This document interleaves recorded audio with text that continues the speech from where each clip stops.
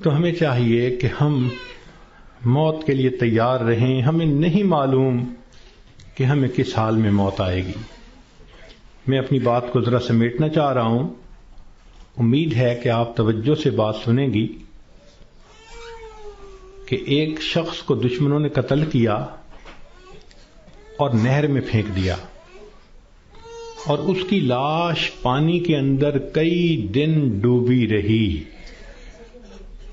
جب وہ اوپر آئی سطح پر تو اتنی پھول گئی تھی کہ بندے کی پہچان ممکن ہی نہیں تھی، شکل ہی بدل گئی تھی. پولیس والوں کو پتہ چلا، انہوں نے آ کے لاش نکالی اور جب دیکھا کہ پہچان ہی نہیں ہوتی تو انہوں نے قریبی بستی والوں کو بلایا اور کہا کہ بھئی اس کو نہلا دو، کفنا دو، مسلمان تو ہے. چنانچہ امام صاحب نے کہا کہ جی میں نہلا تو دوں گا، میرے پاس کفن کے پیسے تو نہیں ہیں، مجھے کفن کے پیسے دے دو. ایک بندے نے کہا کہ جی اعلان کر دو. ذرا سنیں، مسجد میں اعلان ہوا، بھائی لاوارث نعش ہے،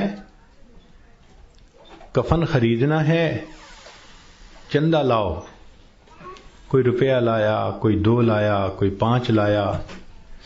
آدھے گھنٹے تک اعلان ہوتا رہا کہ لاوارث لاش ہے، کفن خریدنا ہے. آدھے گھنٹے کے بعد پھر جا کر پیسے پورے ہوئے، کفن خریدا گیا، اس کو نہلایا گیا، کفنا دیا گیا، جنازہ پڑھایا گیا. جنازہ پڑھتے ہوئے ایک آدمی کی آنکھ میں بھی آنسو نہیں تھے، اس لیے کہ کوئی جانتا ہی نہیں تھا یہ کون ہے.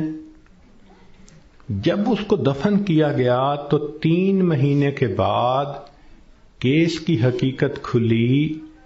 تب پتہ چلا کہ وہ سرگودا کے علاقے کا ایک ذمہ دار تھا. 4 مربع اس کے باغات تھے، کروڑوں کی سالانہ آمدنی تھی. کوئی 6 کروڑ روپیہ اس کے بینک بیلنس کے طور پہ موجود تھا اور اس کے 4 جوان العمر بیٹے تھے. اس لینڈ لارڈ نے کبھی سوچا بھی نہیں ہوگا کہ میں کروڑوں پتی بندھا جب دنیا سے جانے لگوں گا تو چندے کا کفن لے کے جاؤں گا. اس کو کہتے ہیں وارث مان نہ کری وارثاں دا، رب بے وارثا کر مار دئی. کہ وارث تم اپنے وارثوں کا مان نہ کرنا، اللہ بندے کو لاوارث کر کے مار دیتے ہیں. ہمیں کیا پتہ کس حال میں موت آئے گی. آج وقت ہے اس موت کی تیاری کرنے کا. اس لیے امام غزالی رحمۃ اللہ علیہ فرماتے ہیں، اے دوست تجھے کیا معلوم کہ بازار میں وہ کپڑا پہنچ چکا ہو جسے تیرا کفن بننا ہے. ہم نہیں جانتے کب ہمارا کفن بازار میں آ جائے گا.